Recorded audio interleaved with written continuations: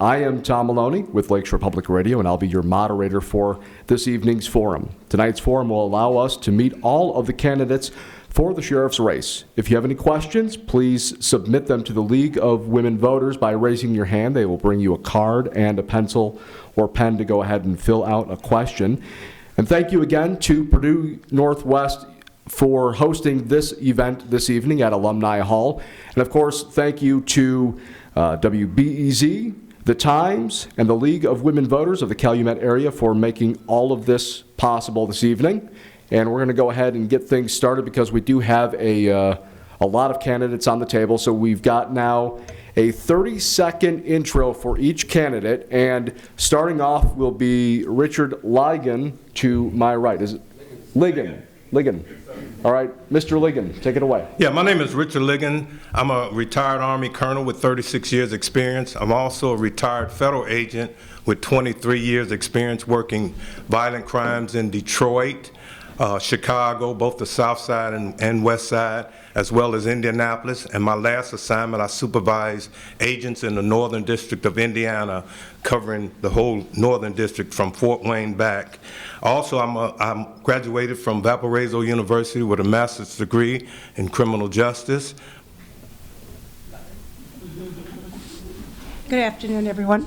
My name is Maria Garcia Trajkovic, and I work for the Lake County Sheriff's Department. I'm currently a police officer, corporal there at the department. Have 20 years experience throughout the department and different divisions there at the Lake County Sheriff's Department.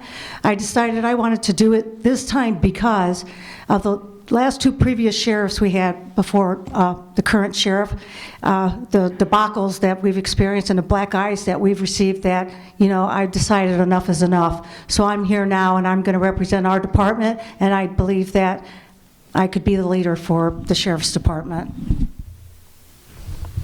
Good evening, my name is Wally D. Rose.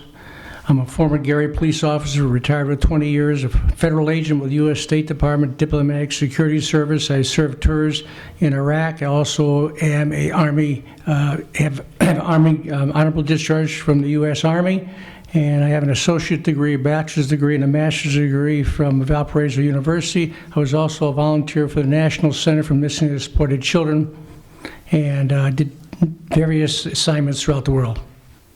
Good evening, my name is Mike Brown. I currently serve as your Lake County Clerk. I've been honored to serve at that capacity. I've been elected twice as your county recorder. Each time I've taken that office and taken it to a better level. I'm currently serving as your Lake County Clerk. I've served 9 years, and I hope to leave that office in better shape than when I found it. I hope to be your next county sheriff with a chance to make the sheriff's office better. Thank you. Good evening. My name is David Dowling. Thank you to everyone for being here tonight to be engaged in our election process. I was born and raised in Hammond and have spent my professional career with the Schererville Police Department. I have served in every administrative position at the department, including 10 years as the Chief of Police. What sets me apart is I am an experienced police administrator. I bring successful community policing strategies and programming that can be immediately put into place. I have a 34-year unblemished record of service, which is something we desperately need at this time. Thank you, ladies and gentlemen. My name is Dan Bursack. I've been with the Lake County Sheriff's Department for over 26 years in numerous areas of the department. I bring my experience that I've found in the areas of crime lab, delivering papers in the civil division, transportation, everything. I know how it is to be punished because you get bounced from pillar to post, especially after 2002 when I first decided to run for sheriff. Good evening, everyone. My name is Oscar Martinez. I am a 25-year veteran with the Lake County Sheriff's Department. I've worked in every division in the Lake County Sheriff's Department and expertise in narcotics. I've been blessed and honored to be your Lake County Sheriff, and since taking office, we've been faced with a lot of challenges. I'm proud to say that with the command staff that we have, myself and my command staff has taken those challenges and attacked it head on. I hope to talk about some of these issues that we've had in our Sheriff's Department, what we've done to correct them. I want to thank the League of Women's Voters and those who participated in hosting this event, and to you, the audience. I'm a candidate for Lake County Sheriff because I care and I understand the needs of this community and how to protect our loved ones. A sheriff must have administrative skills and leadership and equality and integrity to implement the changes that is necessary and not the same status quo. I am not being endorsed by any political groups, but I will be a sheriff for this county. On May 8th, I would appreciate your vote. Okay, on to the last one. Good evening. My name is Nate Hall, and I'm a candidate for the office of Lake County Sheriff. I'm a retired law enforcement officer with over 38 years of experience and a graduate of the Indiana Law Enforcement Academy, who will provide the safety and the law and order that is needed for all of Lake County. Experience is not anything. Experience is everything. I have a bachelor's degree in business administration and a master's degree in sociology. Okay, we're going to go ahead now to begin the question and answer process. The way this is going to work is we're going to have 2 questions from the panelists and then 2 questions from myself, the moderator, coming from the audience. Then back to the panelists again for 2 questions, back to the audience questions. So we will start with Richard Ligon down here on my right. Ligon, I'm sorry. And for the panelists, please go ahead and introduce yourselves before you ask the question so the candidates know who you are. I'm Michael Puente, reporter with WBEZ in Chicago.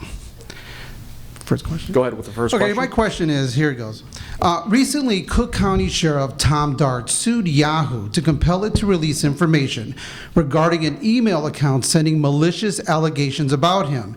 A similar incident happened in Lake County with the sitting sheriff using police resources to investigate a so-called fake Facebook account. Is this the proper use of police resources, considering negative comments are protected speech? Richard, go ahead. Okay, first of all, incidents like that should be handled properly by either the state police or someone higher to make sure that there is no bias. And if evidence is found, then the proper punishment or justice should be done. This stuff like this is during the political season happens, and sometimes people are trying to do things to upset people. To me, that's a form of integrity, a lack of integrity. We have to maintain integrity. Stuff like that, you would just ignore, or information like that, you ignore, and you go on about the business of taking care of the sheriff's department and the county and changing the image. In answering that question, I wish we would react that quick to our kids that are in school with cyberbullying. If we would act that fast with them, they probably won't take their own lives as they do now, because they don't have the mentality or capabilities to handle cyberbullying like that, which this is a form of. I don't believe, unless it's detrimental to your health and well-being or attack on your family or an outright threat, no, I think it's a waste of our time, and I think it's the waste of the state police time or anybody else investigating something like that. For someone saying that you're ugly and your mother dresses you funny, come on, folks, we're adults. I would question what is the legislative intent of this law. I'm not familiar with that law, but if it's a law that it is enacted by the state legislature, then of course they have to be carried out. The question is, it's very suspicious that it's brought out during an election time. I'd rather not see it enacted, but if there's a violation of the law, it has to be investigated. I think that at the end of the day, we're supposed to be running for office and have integrity as elected officials. Being an elected official 2 times, every time something occurred, I made sure an outside agency not connected with me investigated it. There's no way you can investigate yourself. There's no way to do it properly. If you have an issue about something that someone has done, it should not be done, one, during work hours. It should not be done under your leadership. It should be done in a way that the person that gathers the evidence has no reason whatsoever to be prejudiced about the issue that's in front of them. So therefore, I think that at the end of the day, we need to be more professional about the way we handle ourselves because the public doesn't respect us because we're acting like the people that we're supposed to be protecting. Okay. David. Thank you. Yeah, I'll be happy to address this. I consider this really an important issue because I think any professional law enforcement administrator would not handle it in the way that we have just seen. If for some reason you feel that you allegedly are a victim, that information immediately has to be sent out to another agency. In this situation, people were basically, it was sent out to the media and not to the proper law enforcement agency from the beginning. I don't think there's much to this. I think it's a sad commentary on where we're at in the abuse of power that's going on currently. This is one of many issues I hope we get to tonight that I'm ready to speak to, and I'm proud of the record I have and feel strongly that it's just not a professional way for a police administrator to handle things. I myself feel that this is a ridiculous claim. It doesn't seem like there's any kind of crime here. Just because you were called a name, who cares? Politics it's a bloody sport, and you got to learn to take it. So you need to look at the other way. What I'm wanting to know is who signed off on these warrants to get the information. That's the real crux of the matter. That is a great question. One of the things that there's misunderstanding here. You're right about freedom of speech. There is a freedom of speech of saying, what you want, but you're also held accountable to a certain extent. The investigation that happened with the individuals there was a complaint filed was in reference to synthetic identity. That there is a law against a synthetic identity, and legislation is always struggling to keep up with technology when they're coming out with new laws. I've said since 2010 and 2014 that I was going to create a cyber unit and to investigate cyber crimes and cyberbullying and so on and so forth. Subpoenas are signed by a prosecutor. There has to be a crime allegedly being committed and what's being investigated. Then the judge or the prosecutor signs. It's then taken to the judge. The judge looks into what's being investigated, and then the judge signs off on it. All subpoena records go to them. And when it's discovered that there may be a conflict, then it's turned over by the state police doing the right thing. I think this whole thing is a waste of taxpayers' money. Politicians and candidates always have negative criticism. That's the way politics is. We have to withstand that. I think to use your office to investigate a case, and I understand the state police is investigating this matter, and they will come up with some kind of disposition. But at this time, it's not going to be like a week from now. It's not going to be 2 weeks from now. It's going to be months from now. So what's the problem here? Is that because somebody's calling each other names? That's on Facebook. I understand the law. I've been a probation officer for 33 years. But this is really a waste of taxpayers' money. Go ahead. I read the article in the paper. I'm not familiar with all the facts as far as the allegations are concerned, but I will say that if there's a law, and it's a standing law that's on the books, then that law must be followed.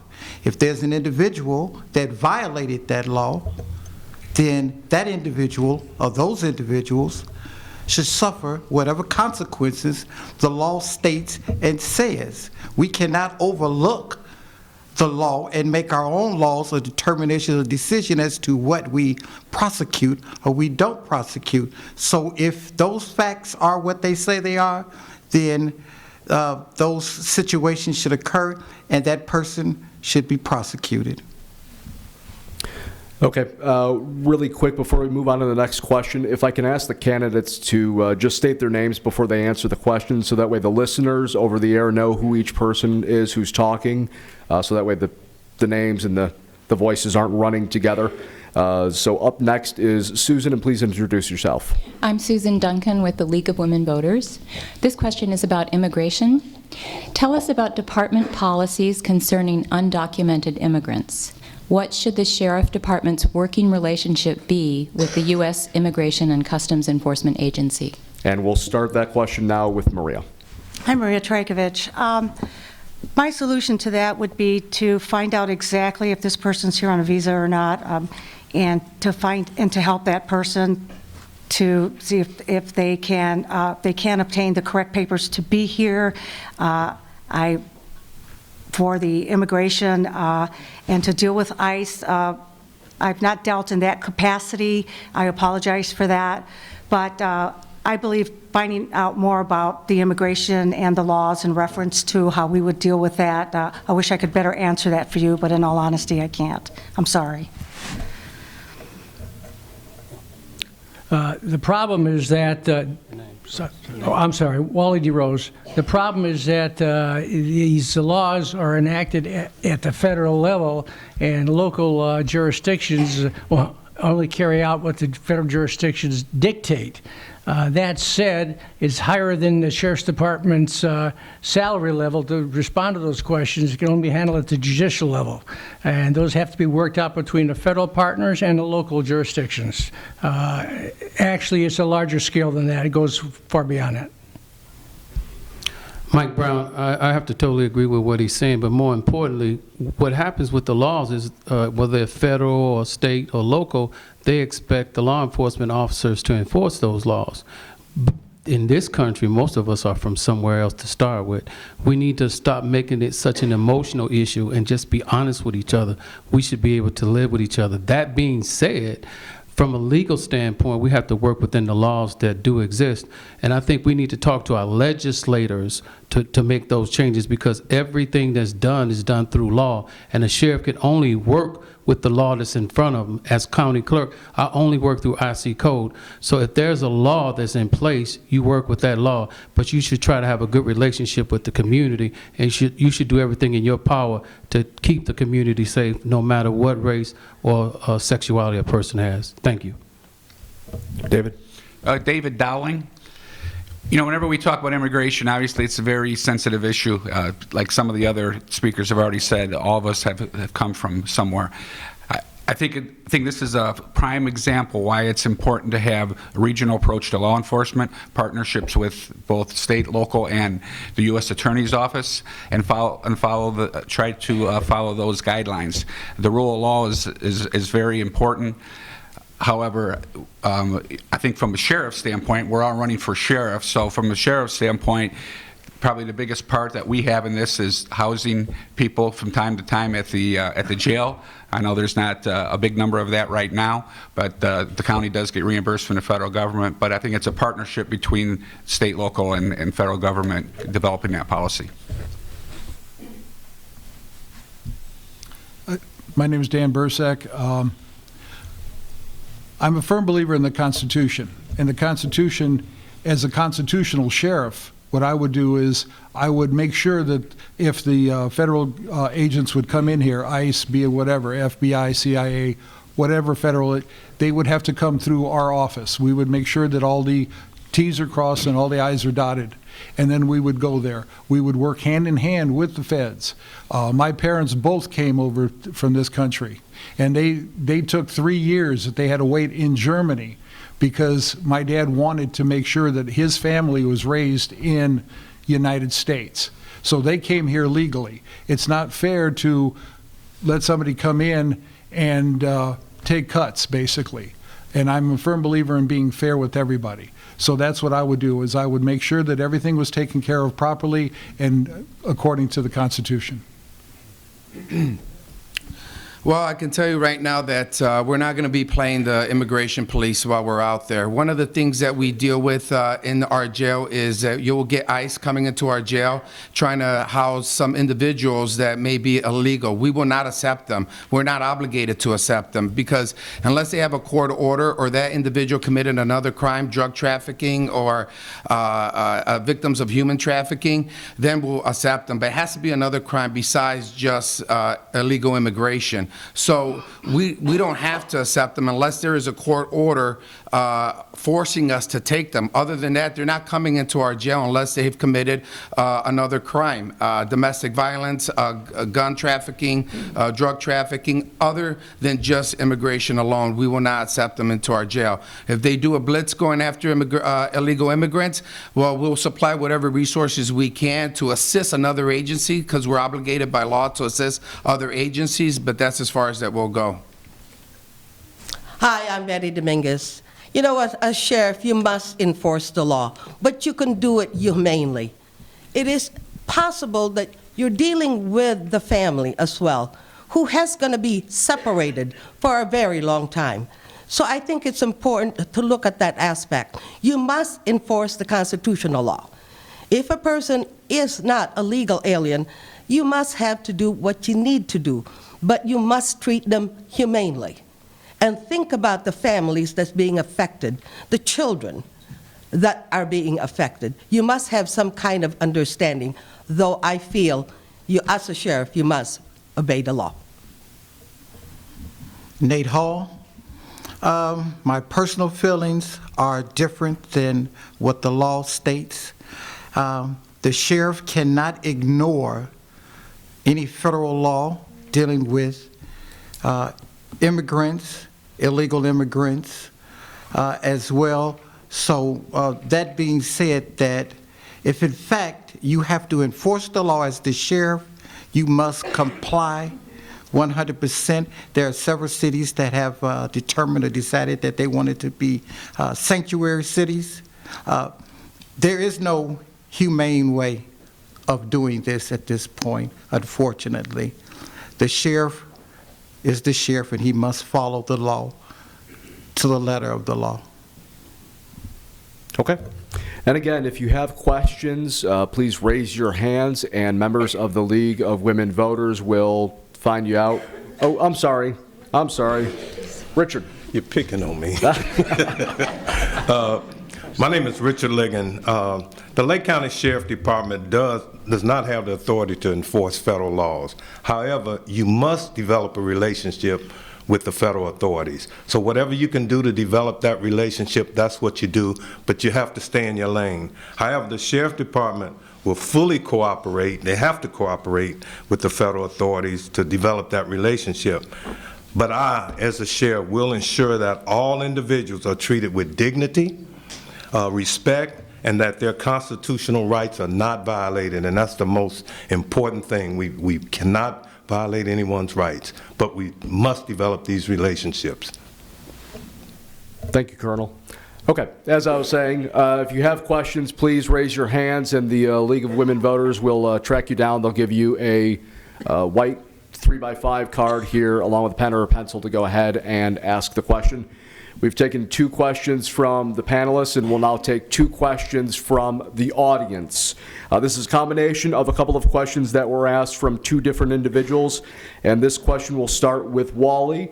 What would your plan be, or what would your plans be, to protect so-called soft targets like schools from shootings? I think those plans should have been enacted a long time ago. It's a simple strategy where you use patrol cars. One patrol car with two people in it, male or female or male and male. They're sitting at that squad car in front of these schools. They can utilize one officer to go in, one officer to go out, and have a cover car that relieves them every hour. So you've got one squad car there at the school. It's relieved every hour. The vehicle, it remains stationary or mobile. It can always respond inside the school at the same time. It saves money and saves manpower. I think, Mike Brown, I think the most important thing you need to find out is what is the level of threat for those schools. You need to find out if there is someone in that school that is online making threats to other students. But the main thing is, if you have officers available, you should have officers that are going to work those schools. I think that's important. But they need to work inside and out. They shouldn't just be outside. And they should have training with the students, with the faculty so they're familiar with each other, because a lot of times there's a disconnect, and we don't want the disconnect, because if you connect it with the students, a lot of them will give you information about what's going on in that particular school. And we also need to be on social media. There's a lot of ways you need to attack it, but one way is to have a dummy site where the kids can, give information to you, and you can get ahead of it yourself and be able to prevent some of that. Thank you. David. David Dowling. I'm very happy that question was asked. I feel like I've had a lot of experience in this area. In the Tri-Town area, for the last 4 years, we've been meeting monthly, the three chiefs. In Tri-Town area, Cherville, St. John, Dyer, all feed into Lake Central High School. And for the last 4 years, we've had monthly meetings with the police chiefs, fire chiefs, and school administrators. And the majority of those meetings is also attended by the superintendent. And through that, we've discussed school-related issues, mostly always security issues, and we come up with a program that way. In Cherville, for example, when our officers weren't busy, if they're working on a report, they're instructed to sit in the school parking lot. They are there, ready to respond. I think all those things are critically important, but what's most important is developing that partnership that we form a committee with the school security officials in the schools to come up with a policy together so we're on the same protocol. There's been a lot of talk about that recently, but that is the most important thing, is that we're on the same page in this county, because we will all respond to a crisis situation. Dan Bursack. What I would implement would be to reach out to all the school resource officers, have them utilize like the DARE program, have them looking into that, checking social medias, talking to the kids, making sure we get more contact with the kids in school. Also, there's a lot of retirees that would love to have a part-time job. There's also, side jobs that guys could have. What I would do is I would instruct my officers, if you have to stop and write a report, do it in a school parking lot. There's a lot of different ways you can do it. And then more training. Have officer-involved shooting type of scenarios. Run those kind of scenarios on a different basis. Make sure that the Sheriff's Department has on file the blueprints of every school in that area. That way we'll know where's the weak points, where we need to do. Hello, Sheriff Martinez here. 2 days before the Florida shooting, I held a big meeting with all the chief of police in the county to come out with a county-wide protocol on how to address this issue. It was shocking to me to know that some agencies haven't trained an active shooter in over 3 years. One of the things that we're doing, and we've been doing training with other agencies, multi-jurisdictional training with schools. We have to look towards investing more money into our schools, because we invest so much money into fire safety, but when you look into the last 50 years, you haven't had a student killed in a school fire. So we need to start investing more money in reinforced doors, training with our administrators, and also beyond that, what I've started was a place of worship active shooter as well, where we've been doing seminars and meeting with a lot of churches around the county on how to do a security assessment and come up with a plan to keep their congregation safe as well. Betty Dominguez, you know what?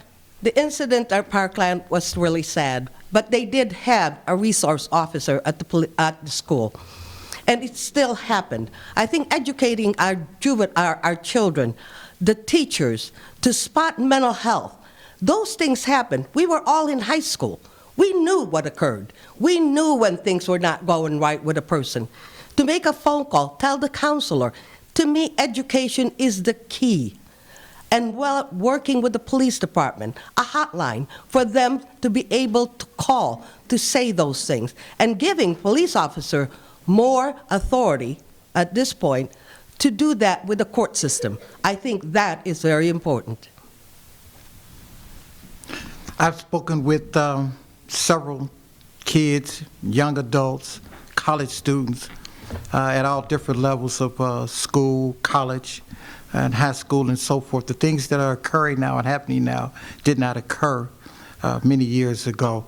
And the children, these young adults, they stated that they have been ignored, that they've tried to identify these suspects, their classmates, that have these emotional problems, that act out in manners of anger, and they have no problem with armed guards, police being in the schools. They don't want teachers armed. They believe that their voice has not been heard, and it needs to be heard, so we can identify these parties and these children who are buying guns as young adults at 18 and coming into these schools, because all schools are not safe, and the incidents can happen today or tomorrow at any school. The police department can work along with the teachers and administrators, that's your but time, we sir. must have to hear the children. My name is Richard Ligon. As a federal agent, I worked a great deal of mass murders, and that was sad. What I've been concentrating on in the last 5 years is working on school security plans. And the things that I found out were the issues were accountability. A lot of times the teachers don't know where the students are. The second issue was the building. The buildings are not locked. A lot of the schools, the buildings are, anyone can just walk through the schools, and my wife was a principal at one, and we worked hard to get that school security plan in place. What we have to do is make sure that the doors are locked, it's secured, and accountability is important. For 5 years, we've made a difference here. We do tabletop exercises when we go in to train, and we make sure that the teachers and the principal are aware that anything can happen in their particular district. But the most important thing, make sure that building is secured and your cameras are set up in the event it does, and make sure you have the emergency numbers. Maria Trajkovic, I believe that armed police officers in the schools is detrimental to the safety of the staff and the children and everybody inside the building. Honestly, folks, what would we do right now as adults if somebody walked through that door right now? Are we prepared? No, we're not. Do you know why? Because we don't have information on that. We need to develop a social influence with the community and give them information in reference to what's going on and what they need to do. Prepare the schools. Have some type of program in place or alert system where they know if a teacher hears something suspicious, they can lock their door immediately and get a hold of somebody else in the building to let them know that something is not right or there is a problem. I worked in the schools before I became a police officer as a guidance counselor, and I dealt with many, many children. And officers were in place at that time, and that was about 30 years ago, and they were already in place. But we always think it can't happen to us, or we live so far south it's not going to happen. So we need to prepare for it and be better informed. Okay. And just once again, if you have questions, please raise your hands, and the League of Women Voters will track you down and give you a card to go ahead and fill that out. You are listening to or watching the Lake County Sheriff's Forum here on Lakeshore Public Radio 89.1 FM. And the second question coming from the audience, I'm going to paraphrase a bit, and we're going to start this question now with Mike Brown. What are your plans based on what's currently being done about drug trafficking and mules across Northwest Indiana and the drug opioid crisis here in the region? Mike Brown, I think it's a very important issue. The problem with drugs throughout the Midwest has to be attacked.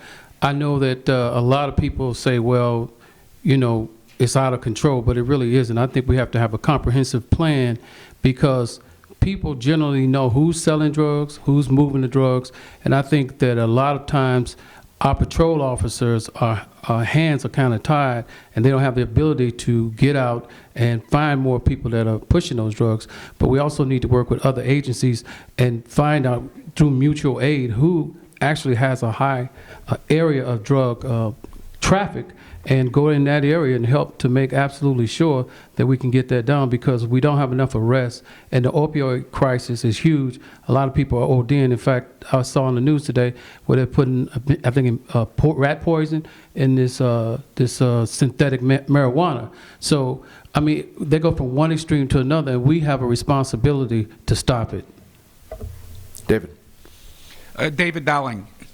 I feel like I have a lot of experience over the years in this area. For example, until I retired here recently, for several years I've been on the board of directors for the HIDA. Also, I'm the former interim director at HIDA, and I think that gives me a unique perspective that no one else has. As far as the opiate crisis, we must use a combination of education, awareness, treatment, and enforcement to address all these. You need all three categories. For example, these are examples of what we've done and what I've done. In Cherville, we partnered directly with the treatment facility so we could connect people with treatment. A person then could come to the PD connected with treatment without fear of arrest. Of the referrals, none of them were a result of a criminal arrest. Lake Central High School and School Corporation has worked with many partners on the awareness and education piece. This past year was their second event. It was a great example of engaging in the community. The thing that I'm really proud of, and I'll have to stop with that, and I won't go any further. Dan Bursack. The key to this is the patrol officer. They're the ones that are on the streets. They're the ones that are talking to the informants. What they need to do is, go after the gangs also. The gangs are the ones that are here accepting the drugs. So the drugs have to get here. You have the gangs that are distributing it. So if you go after the gangs and eliminate that problem, you cut that off. Also, in working with the schools, you can get in there and talk to these kids. That's where DARE program comes in. Make sure that they know what happens and what can actually, how they can affect their lives in the future. So that's what I would end up doing, is I would increase the awareness of the patrol officers, make sure that they get in there and go after the gangs. Sheriff Martinez, we've been taking action and getting results. We created a highway interdiction unit and a high crime unit that's been out there enforcing the laws, out there making drug seizures, out there making gun seizures, and also over $200,000 of drug proceeds seizures. One of the things that we're doing is taking it a step further. We're doing controlled deliveries. We're gathering intelligence on these individuals to create a bigger case, partnering up with the DEA, the FBI, so we can get convictions against these bigger organizations. We've seized over 1,000 grams of heroin. That's important. With that stuff that's not hitting our streets, that's over $100,000 worth of heroin there. And with the opioid crisis, we've been doing prevention programs through SVU and through our jail with our veterans and people addicted to narcotics coming into our jail. So they've been going through a recovery program. Hope we can talk a little bit more about it, and my time is up. Hi, I'm Betty Dominguez. You know what? We've been fighting drugs, opiate, marijuana, heroin, and everything else. I've been a probation officer for 33 years. We've been dealing with this problem. We've had police officers, state, local, federal, they all work together, but drugs are still on the streets. There's got to be a reason why. Because people do want it. So we have to educate them and how bad it is. The crime rate is high. In Porter County, the suicide rate is also high. On overdose, it happens every day. You read about it in the paper every day. So there's got to be a better communication with the police department, though they've been here for a very long time. And I don't see a lot of this drug bust. And when they do, they go right back and do it again. So putting them in prison, locking them up, has not worked. I've been dealing with them. I've dealt with thousands of defendants, dealing with drug addiction, alcohol. Ma'am, that's your time. My time is up. Nate? Nate Hall, as a former DEA agent and narcotics and vice detective, there's been different drugs or drugs of choice for individuals throughout the years. At this particular time, Porter County is experiencing not only a crisis but an epidemic as far as the opioid situation is concerned.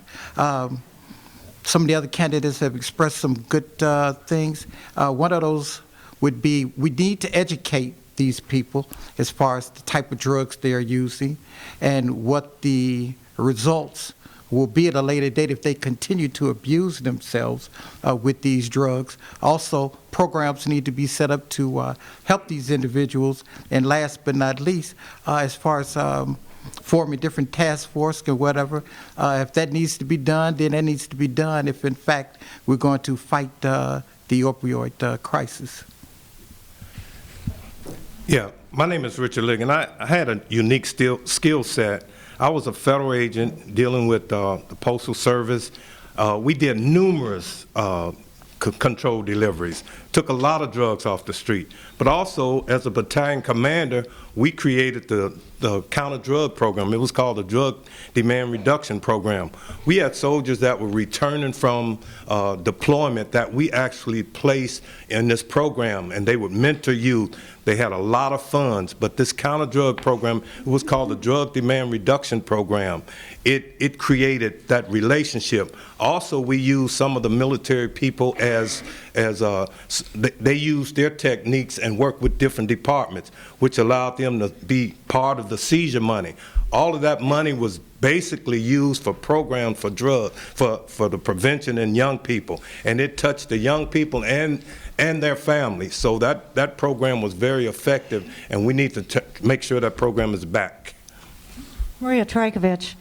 I worked in the NARCS unit myself. I worked as an undercover agent at the Drug Task Force for the Sheriff's Department for 3.5 years.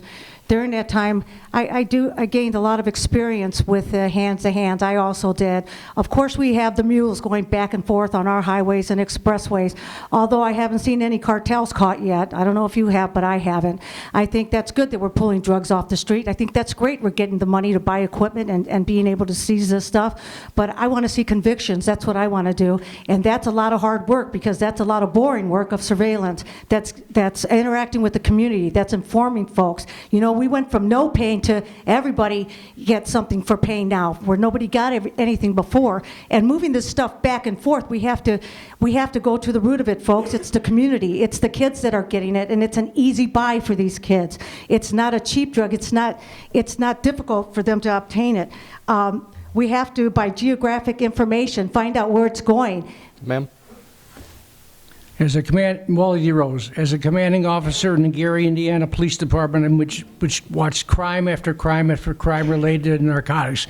Later on, when I became a special agent with the U.S. State Department, I was tasked with the responsibility of overseeing security at U.S. embassies, Afghanistan, Islamabad, Pakistan, Iraq. All these places you could watch our soldiers walk through poppy fields. As your sheriff, I will enact my political power by educating the public and making sure they go to the congressmen and the legislatures demanding action be taken at the top. Where the drugs come from, it has to stop. Those poppy fields have to be destroyed. We have the power to do it, but nobody's stepping forward to do it. I will.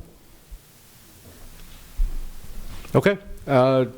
We now go to the panelist question. Mark, please introduce yourself. I'm Mark Chase with the Times. Good evening. Runaway overtime has become a problem at the Lake County Jail under recent administration. Some jailers working 100-plus hour work weeks are averaging that. It's become a multi-million-dollar problem for taxpayers. What have you done, or what would you do to rein in this problem? And we'll start with David on this question. Sure.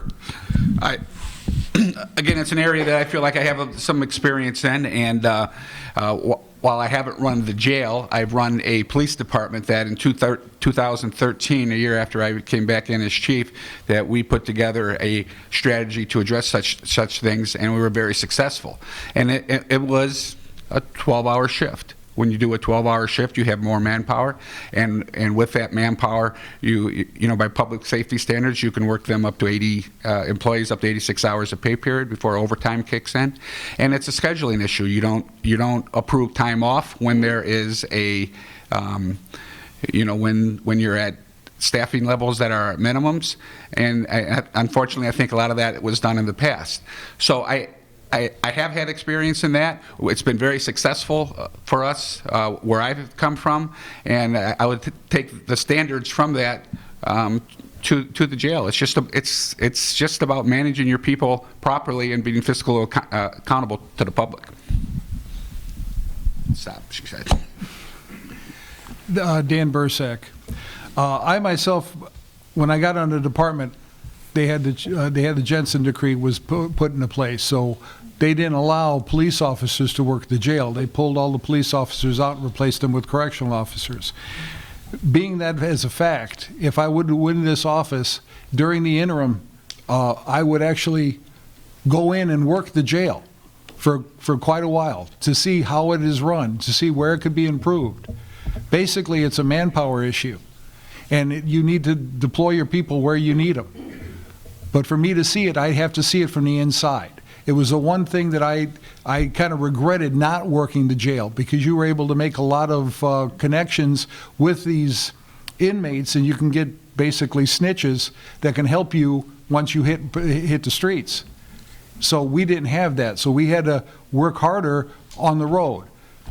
So if I'm fortunate enough to be elected sheriff, I guarantee you during my transition period of time, I'd work the jail. That's your time.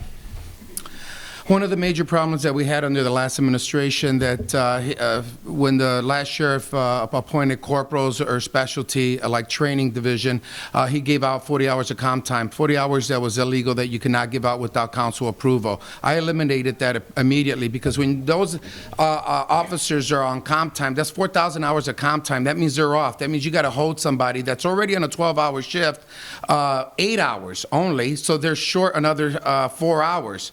So we eliminated that. We made sure that they got paid, increased their, working with the council, which we think we're going to end up getting, increased their pay from $31,000, get it close to the national average. That's at $45,000 a year.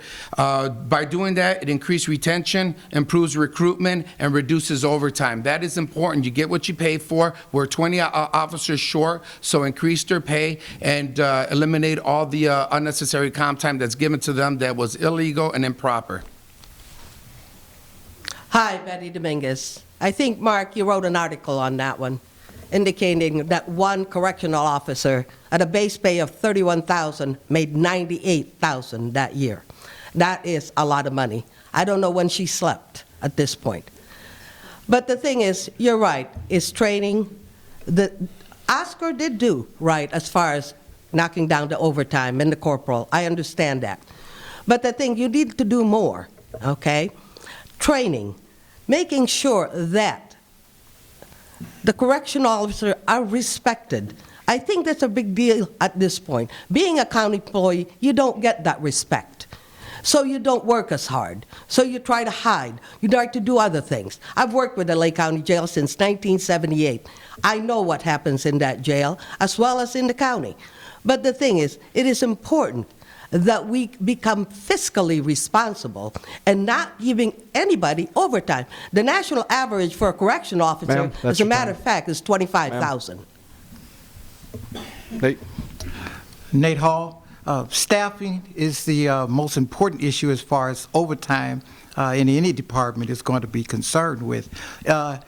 If in fact you utilize your resources as far as your officers are concerned, and in that point, as far as the jail is concerned, with violent and nonviolent offenders as well, if we have an abundance of nonviolent offenders, then we need to reduce their sentence and their stay so you don't have that overflow. And the second part is to utilize the manpower resources that you do have at that time to be able to effectively patrol the jail and keep the jail safe. All right. My name is Richard Ligon. I've learned in federal law enforcement as well as in the military, accountability is the most important thing. When you have accountability, you're going to check this. You're going to check. I checked every single hour that my inspectors worked. In the military, everything is monitored. Last time, I said I would walk through that jail every morning just to take a look at it to see. But not only that, that's one of the main responsibilities of the Sheriff Department, is to take care of the jail. Also, there's a program called the Memphis Plan, and I'm sure people will research this, but we can eliminate a lot of the people that are in jail. The veterans, you know, they should be going to the VA if they're drunk or whatever and not put in jail. So what we're going to do is try to reduce. If we build another jail, we'll fill it up. We have to make sure that we're doing preventive things to keep people from being in jail. So accountability and checking the records and finding, it's ridiculous for some. That's your time, sir. Maria Trajkovic. I would stay informed every day on a daily basis and meet with the administrators in the jail, and also make sure that the right people are in the right places in the jail and that they're performing their job duties as needed. That's detrimental to the, and I use that word all the time, for the correction officers and for the inmates that we house to care for them. A lot of this overtime was because of nepotism and favoritism, putting people in these spots where these people don't need to be because they don't understand the job or the job description or are doing what they're supposed to be doing at that job. Overtime is offered to some folks, overtime is rejected for others, and that's the county way, whether it's on the police side or the jail side. So we need to cut back on both with the overtime and watch and be accountable. Mr. Ligon's absolutely correct with that. Accountability. We need to be accountable and tell you exactly why we're staying over at our positions, whether we're on the police side or the jail side. Wally? Wally DeRose, as a former Gary Police Commander, we had a very difficult time with our jail. We finally got rid of it. It's a miserable job. And what we did is we had diversion. You divert from a jail population. That population has to be reduced. And what you do is try to develop programs. We develop programs with the city judge where she would, if there's a fine line upon sentencings to jail or work release, went to the work release program. That's about the only thing you can do. Mike Brown, I've worked in the jail in Gary as a pretrial investigator with the correctional officers, as well as I've been in the county jail on several occasions to see how it operates. I have a great deal of respect for the correctional officers and the work that they do, and I talked to some of them, and they are not paid properly. I agree with the sheriff. As far as the overtime goes, as an administrator, because that's what I am, I would meet with my chief, and I would also meet with the warden and my financial people on a weekly basis to see how our budget's going. See, one of the reasons why there's waste is because you don't check it on a regular basis. Every office that I'm in, I check it on a regular basis because the budget should not be going up. It should either maintain or be reduced from, people retiring and things like that. But we are wasting too much money. And there's no reason to waste the money. Even now, we're still wasting money. We have got to figure out a way to be smart. And me as an administrator, I'm going to check the bottom line. Thank you.